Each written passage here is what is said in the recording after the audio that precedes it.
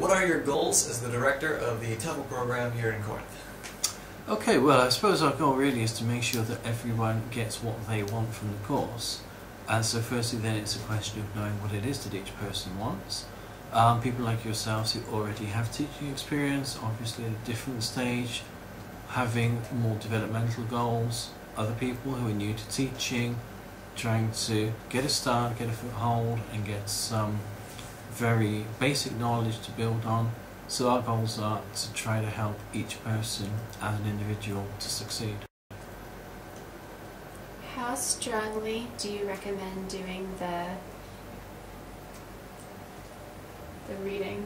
What's it called? The pre-reading. The pre-course reading. I do strongly recommend it. Now, evidently it's not always feasible because, for example, you get people who enroll for the course the day before it's beginning.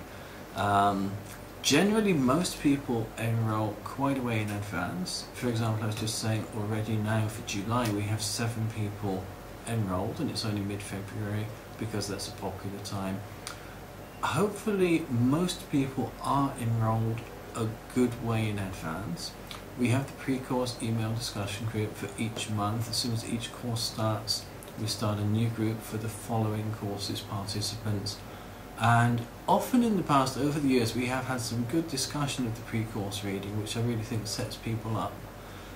Other groups, there's very little activity in the email discussion group, but I think pre-course reading, the Harmer book gives you a lot of background, it gives you some of the theoretical stuff that we don't go into too much here because we try to keep a very practical focus, and then especially studying one of the grammar books I think is very, very helpful. Again, it can be differentiated according to your level of experience. People who are at quite a novice level may be going for the Murphy book.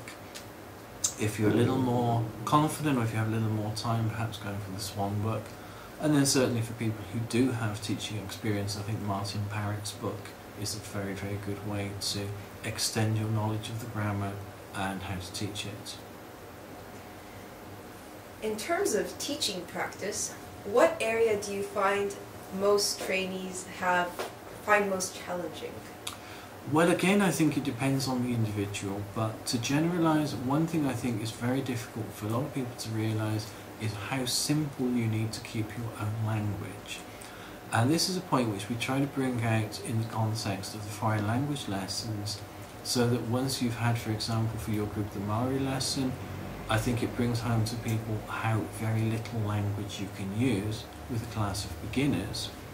And especially teaching the starter adults, I think, because they're adults, people tend to forget that actually they're not English, they don't speak English, they don't know pretty much any English at all yet. And so you do need to make sure the language of your instruction and your explanation is simpler than the language which they're currently learning.